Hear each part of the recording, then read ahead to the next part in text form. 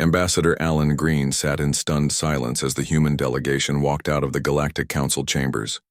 No species in the 4,000-year history of the Council had ever rejected membership outright. The chamber erupted into chaos as representatives from over 200 species argued about what just happened. Alan's three eyes blinked rapidly, a sign of extreme stress in his species. He had served the Council for 3 centuries and had never faced such a diplomatic failure. The High Elder Chirnox floated toward him, the ancient being's translucent body glowing with angry red pulses. "Explain this outcome, Ambassador Green," the Elder demanded, voice resonating directly into Alan's mind. "Humans are unpredictable, High Elder," Alan replied, his voice barely a whisper. "They value independence above all else. 3 weeks earlier, humanity had made its first contact with alien life when the massive ship GCS Harmonious Unity appeared in Earth's orbit. The ship, nearly 5 miles long, had caused panic at first. Military forces around the world prepared for possible attack. News channels showed the ship constantly, and many people prayed or hid in fear. Captain Susan Miller of the Earth Defense Force was the first to establish communication with the alien vessel. She had expected either a threat or a hand of friendship. What she got instead was bureaucracy. "Greetings, developing world species designation 78392, commonly self-identified as humans," the translation came through. "The Unified Galactic Council welcomes your application for membership consideration." Susan, a practical woman with 20 years of military service, had been confused. "We haven't applied for any membership."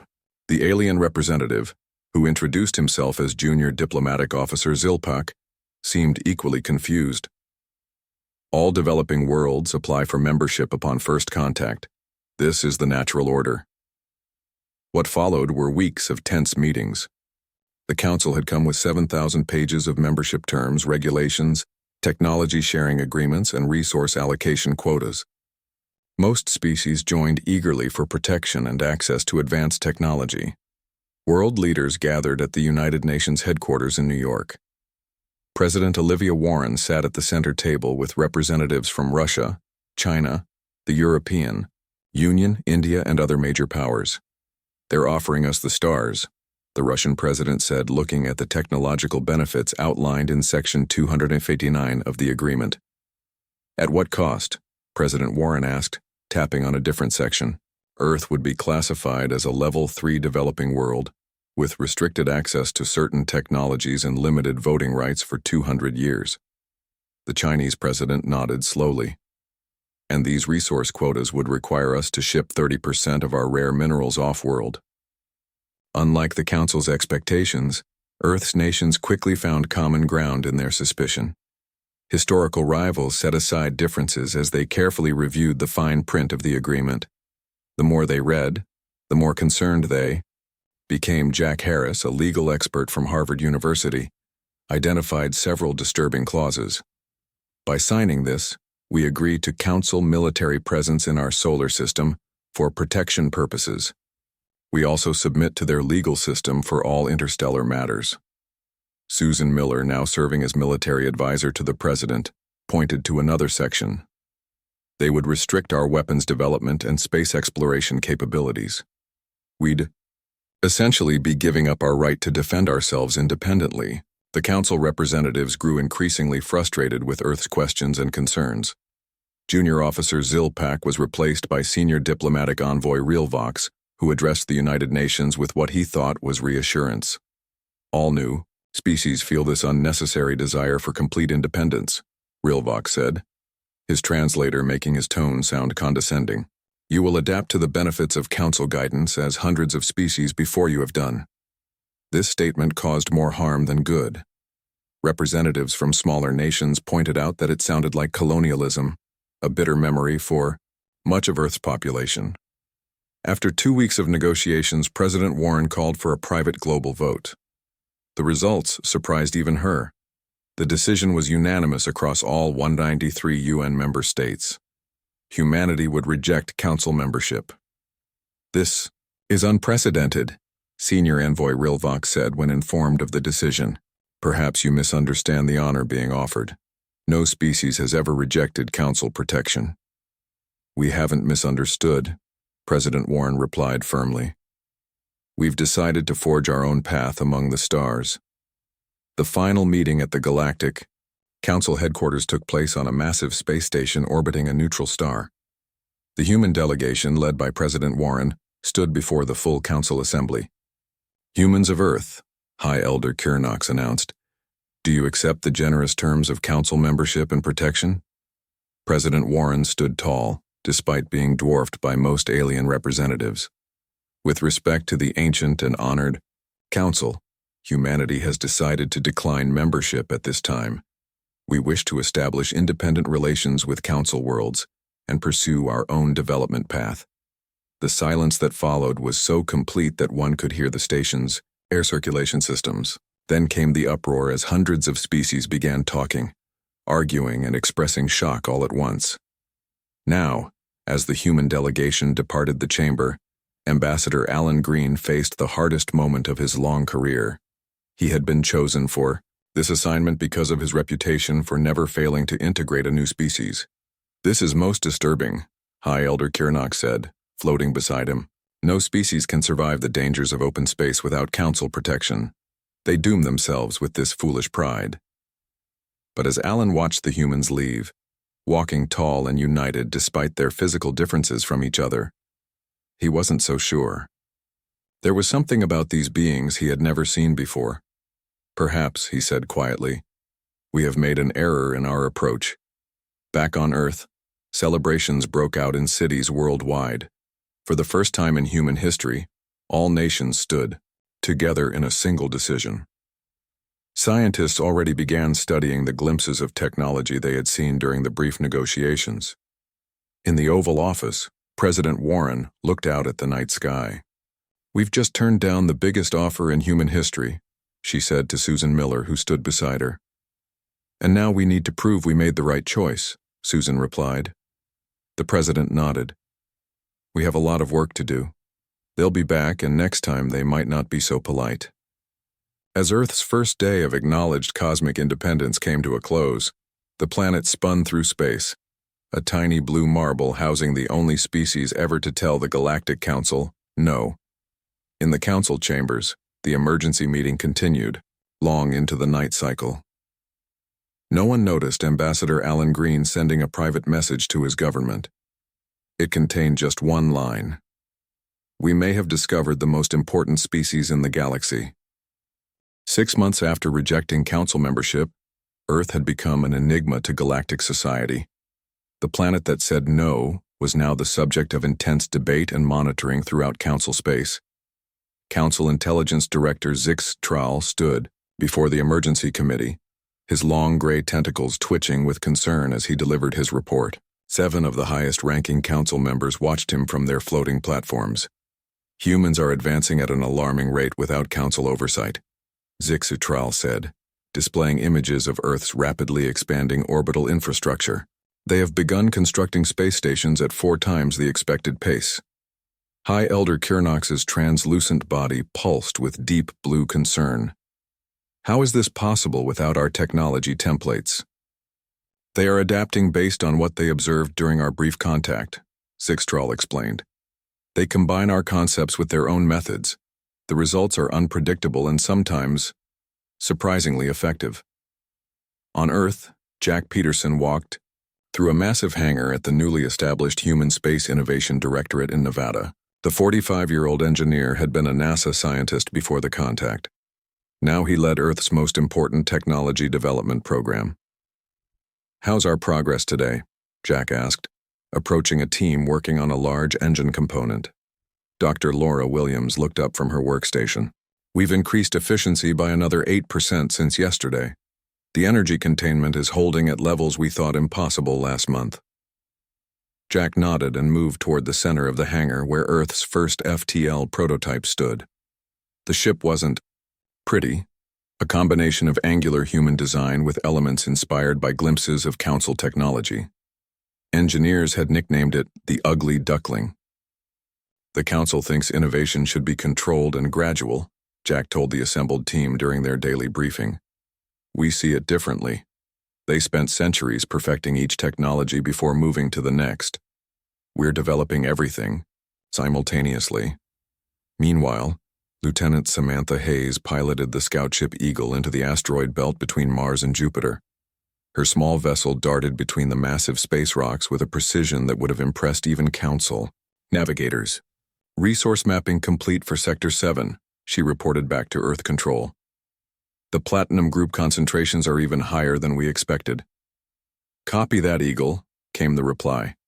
That's going to make the Council very interested.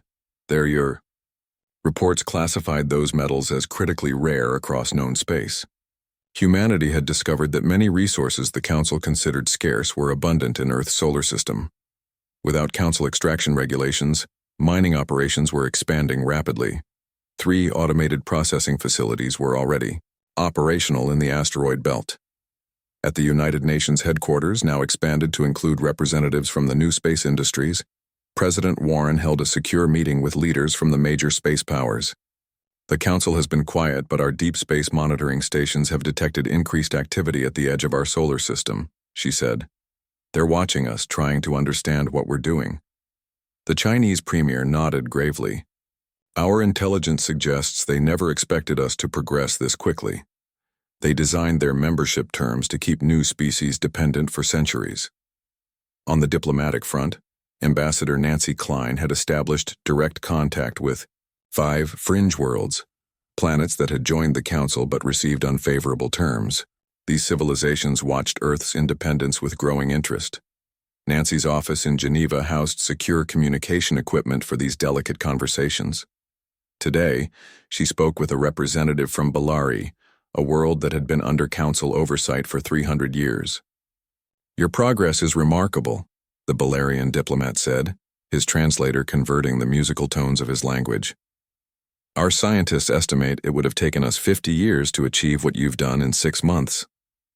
We're willing to share our advancements, Nancy replied carefully, not as the Council does with thousands of restrictions, but as true partners. The Bellarian's skin changed color slightly, a sign of emotion in their species. That would violate our membership agreement. We understand. We're simply letting you know the option exists. After the call ended, Nancy updated her report to President Warren. 5 similar conversations with different worlds, 5 potential allies if the Council decided to take action against Earth. In Council space, Ambassador Alan Green had been reassigned to a minor administrative role after his failure with humanity. Today, however, he received a surprising summons to meet with Council Analyst Kirpaz, a data specialist from the same species as High Elder Kirnox. They met in a quiet archive room on the Council Central Station. Kirpaz's translucent body glowed, with muted colors, indicating caution. I've completed a classified analysis of human development, Kirpaz said without greeting. You should know that in rejecting Council membership, humans avoided numerous hidden surveillance protocols and technology limiters placed on new member species. Alan's 3 eyes widened. What do you mean, limiters? Standard procedure for 3,000 years, Kirpaz replied. All technology provided to new members contains elements that can be remotely disabled. It ensures compliance and proper development paths. That's not in any diplomatic handbook I've ever read, Alan said, his scales darkening with concern. It wouldn't be. The diplomatic corps believes they are offering pure advancement. Only the inner council knows the full truth. Kirpaz's colors shifted to a troubled purple. My report concludes, without standard containment measures, human development cannot be predicted or controlled. Back on Earth in the High Security Research Center beneath MIT, Dr. Emma Brown made a breakthrough. The medical researcher had been studying the biological data shared during the brief council visit. Their approach to genetic medicine is completely different from ours, she explained to her team. They focus on stability and longevity. We focus on adaptability and repair by combining both approaches. On her screen, a simulation showed cancer cells being eliminated by a new treatment that would have been impossible before first contact. How soon can we begin human trials? Asked her colleague. 6 months, maybe less, Emma replied, and this is just the beginning. As night fell over Earth, Lights glowed from new orbital construction platforms visible from the ground as bright, moving stars. In homes and schools, children learned about the hundreds of alien species they might someday meet. In laboratories and factories, humans worked tirelessly to prove they could stand on their own among the stars. Aboard the Council Central Station, the emergency committee reviewed Chirpaz's report in stunned silence. "This cannot be allowed to continue," High Elder Kirnox finally said. "Prepare a diplomatic mission. Offer them Level 1 status immediately." A junior member spoke hesitantly, and if they refuse again, the elder's body darkened to a deep crimson. "Then we must consider more direct approaches. No species can be permitted to develop without Council guidance. The risks are too great." In orbit around Earth, automated defense satellites detected unusual energy signatures at the edge of the solar system. Silent alerts triggered in military command centers around the world. The Council was coming back, and this time, they wouldn't take no for an answer. 5 years after humanity's rejection, the once mighty Galactic Council had splintered into 3 major factions. The traditionalists demanded immediate human containment. The reformists sought new diplomatic approaches. The pragmatists wished to adapt Council policies to the changing galactic reality. High Elder Kirnox stood before the traditionalist assembly, his translucent body glowing dark red with anger. "For thousands of years we have guided the development of lesser species. Now everything we built is falling apart because of one stubborn world." On the other side of the massive Council station, Ambassador Lear Shan addressed the reformist faction. "Perhaps we should consider that our approach has been wrong. The humans have shown us another path is possible." Meanwhile, on Earth, Frank Wilson sat in his secure office beneath the Pentagon. As Earth's security director, he reviewed the latest intelligence from deep space monitoring stations. The reports troubled him deeply. "Confirm this data," he told his assistant. "Are we certain these are warship movements?" "Yes, sir. Our allies on Balarian Nexus 7 have verified it. The traditionalist faction is preparing military action against Earth.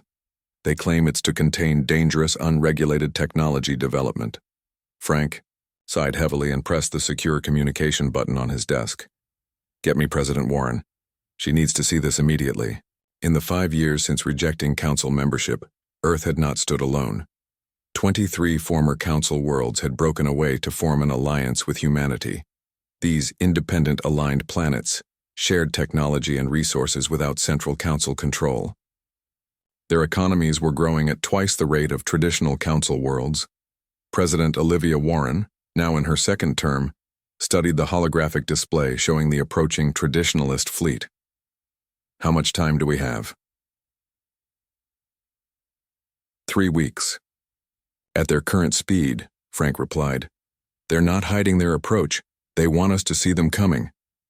And our defense capabilities. The Earth fleet is at full readiness.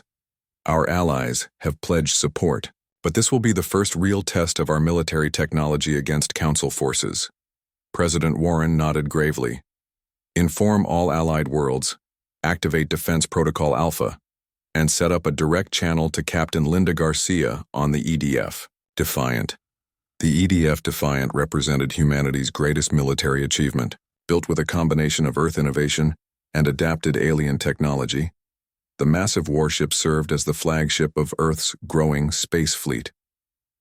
Unlike the ornate and ceremonial Council vessels, the Defiant was designed for practical warfare. "Captain, Linda Garcia received the President's message while overseeing combat drills in the Jupiter Defense Zone. At 38, she had risen quickly through the ranks of the new Earth Defense Force. Her experience with first contact operations made her the natural choice to command humanity's most powerful ship. "Confirm receipt of Defense Protocol Alpha," she responded. "We'll begin positioning the fleet immediately." On a different front of this brewing conflict, Dr. Kevin Clark led Earth's first Xenobiology Institute. The research center in Singapore housed representatives from 15 alien species who had chosen to ally with Earth or defect from Council worlds. "The Council's approach to biology has been stagnant for centuries," Kevin explained to a group of visiting scientists. "They catalog and preserve but rarely innovate. By combining our different perspectives, we've made more progress in 5 years than they did in 500. A tall, insectoid alien raised a limb to interject. On my world, we would have been punished for suggesting new research approaches. The council believed biological science was completed long ago. Kevin nodded.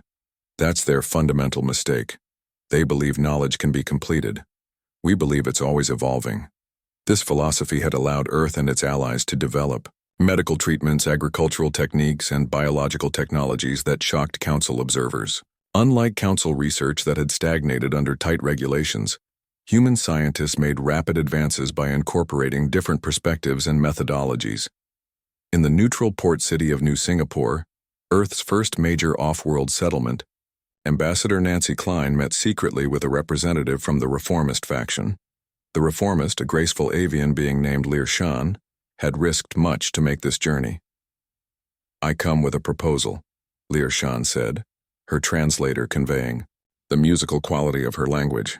"Rather than Earth joining the old council, we invite humanity to help establish a new form of galactic cooperation based on mutual respect rather than hierarchical control."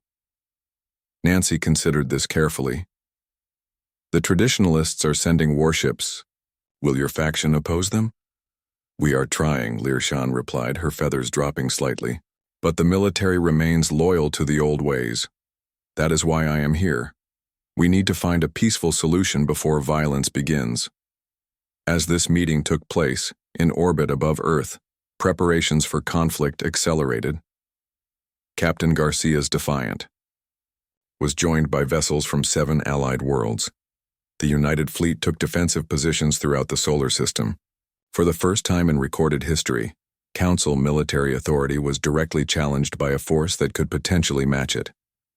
On the Council homeworld of Axanar Prime, a situation was developing that would change everything. Younger generations of Council species had been closely following news about Earth and its independent alliance. What started as curious interest had grown into widespread protests. Thousands of citizens filled the streets of the capital city, demanding an end to the rigid caste system that had governed Council society for millennia. Signs in multiple languages and alphabets shared a common message: freedom to choose and no more hidden terms. Council enforcer Vex Tor, responsible for maintaining order, reported to the traditionalist leaders. "The situation is worsening. The rejection by a single primitive world has catalyzed changes that countless rebellions could not achieve." High Elder Kirnox watched the protest feeds with growing horror. "This cannot stand. Once we contain Earth, we will restore order here as well." But another voice spoke up. Kirpaz, once a loyal analyst, now openly supporting reforms. "You still don't understand. It was never about Earth. It was about the truth they exposed. Our system has been built on control, not cooperation." In space, halfway between Earth and the approaching traditionalist fleet, an unexpected development unfolded. Ships bearing the markings of the pragmatist faction emerged from faster-than-light travel, positioning themselves between the traditionalists and Earth. "This is High Counselor Taz Ren of the Pragmatist Coalition," came the transmission to both sides. "We will not permit military action against independent worlds. The time for Council dictates is over. We propose immediate negotiations for a new galactic arrangement." On the bridge of the EDF Defiant, Captain Garcia received this transmission with cautious hope. "Maintain battle readiness," she ordered her crew, "but prepare a diplomatic channel as well." As the three-way standoff developed in space, President Warren addressed a global broadcast from the United Nations Hall in New York. "5 years ago, we chose a difficult path. We rejected terms that would have made us second-class citizens of the galaxy. Today, that choice has led to a moment that will determine the future of not just humanity, but hundreds of worlds." She paused, looking directly into the camera. "We did not seek this conflict, but we will not surrender the freedom we have claimed. To our allies across the stars, thank you for standing with us. To those still under Council control, we offer another way, and to the Council itself, the time of dictating terms is over. The future belongs to those willing to work together as equals." As her words were translated and broadcast across 2,000 worlds, The rejection that had begun with a simple no 5 years earlier reached its turning point. The galaxy would never be the same again. 10 years after humanity's fateful decision, the old Galactic Council no longer existed. In its place stood the Interstellar Cooperative of Sovereign Worlds, founded on principles of self-determination and mutual benefit. The transition had not been smooth, but it had been necessary. Commander Eric Johnson stood on the observation deck of Harmony Station, the massive diplomatic hub constructed in neutral space. At 45 years old, Eric had seen humanity go from an isolated species to a central player in galactic politics. Today would mark another milestone in that journey. Below him, the great assembly hall filled with representatives from over 300 worlds.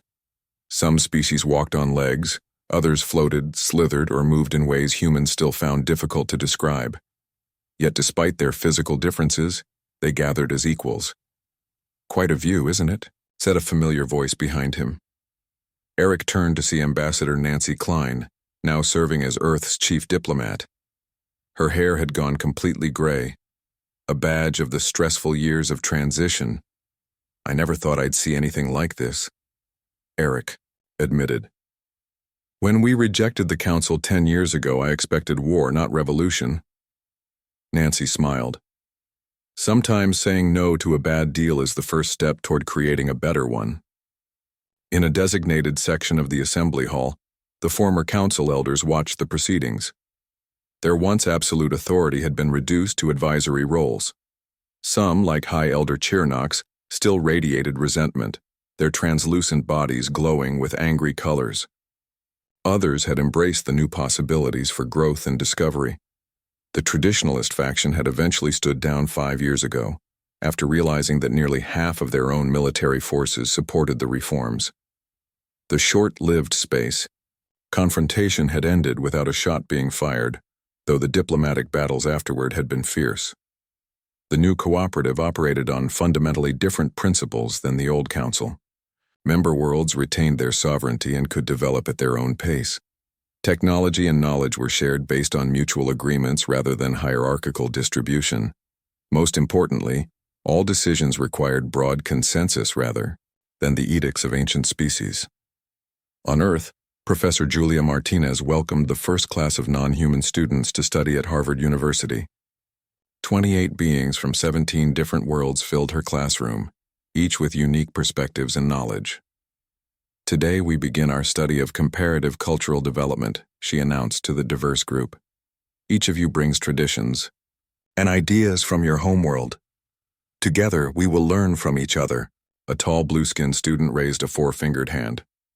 "Professor, on my world we were taught that cultural exchange leads to loss of identity. The Council protected our uniqueness by keeping species separate." Julia nodded respectfully. "That's one perspective we'll examine. We'll also look at Earth's history, where cultures that shared ideas often created new innovations neither could have developed alone. Educational exchange had become the foundation of the new interstellar community, with knowledge flowing freely, rather than being hoarded by the powerful." Admiral Paul Rodriguez, now gray-haired but still commanding the expanded Earth fleet, received a disturbing report in his office at Luna Base. His aide, Lieutenant Maria Lopez, looked concerned as she delivered the findings. "The deep space probes have confirmed it, sir," she said. "The energy signatures match the ancient records from the Council archives." Rodriguez studied the data carefully. "How long do we have?" "Based on their current trajectory, 3 years at most." The Admiral sighed. Beyond the known galactic regions, a threat loomed that once kept the Council races united despite their differences. The ancient enemy that originally prompted the formation of the Galactic Council appeared to be returning after millennia of absence. "Inform President Warren immediately," he ordered, "and arrange a secure briefing with our allies. This concerns everyone." The threat had been mentioned in the oldest Council records, accessible only after the reforms. A species of energy beings that traveled between galaxies, consuming the resources of star systems and leaving them lifeless. The original Council had formed to resist them, but over thousands of years had transformed from a mutual defense pact into a controlling bureaucracy. Now that same threat would test the new cooperative. In the Grand Assembly Chamber on Harmony Station, President Olivia Warren, now serving as Earth's representative to the cooperative, prepared to address the gathered species. At 67, she had dedicated a decade of her life to building this new galactic community. Representatives of the cooperative, she began, her voice carrying through translators to all present. 10 years ago, Earth chose independence not because we wish to stand alone, but because true cooperation must be built on equality and respect. The assembly listened attentively as screens displayed her image throughout the massive station. We have accomplished much together, she continued. Free exchange of knowledge has accelerated development across hundreds of worlds. Diseases thought incurable have been conquered. Resources once considered scarce are now efficiently shared and managed. She paused, her expression growing more serious. But now we face a challenge greater than any single world can overcome. The ancient threat that once united our predecessor has returned. Murmurs swept through the assembly as the news spread. Fear was visible across species with wildly different biologies. In the old council, such news would have been kept secret, known only to the highest levels. Preparations would have been made without input from lesser worlds. But we are not the old council. Screens around the chamber displayed the data from Earth's deep space probes. President Warren continued, "Every world must be part of our response. Every species brings unique insights and abilities. Together, we will demonstrate the strength that comes not from uniformity, but from unity that celebrates our differences." As the assembly erupted in approval, former council strategist Kiernu, who had defected to the reformists years ago, whispered to Ambassador Alan Green, who had been rehabilitated after the council's fall. For 15,000 years we believed we were preserving galactic order. It took humanity to show us we were merely preventing galactic evolution. Alan nodded, his three eyes blinking thoughtfully.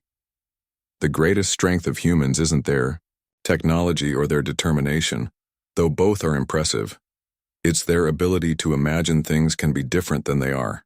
As the assembly formed working groups to address the coming threat, representatives from hundreds of worlds mingled freely, sharing ideas without concern for ancient hierarchies or restrictions.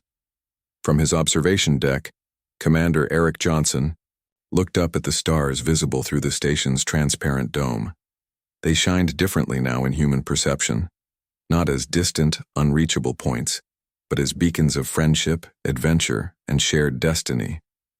Humanity's stubborn rejection had not led to isolation as the Council feared, but to a renaissance that transformed galactic civilization forever. And now facing a common threat, that transformation would be tested.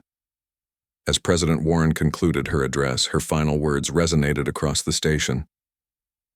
"We stand together not because we must, but because we choose to. That is the true foundation of strength. That is the legacy we will leave for future generations across the stars."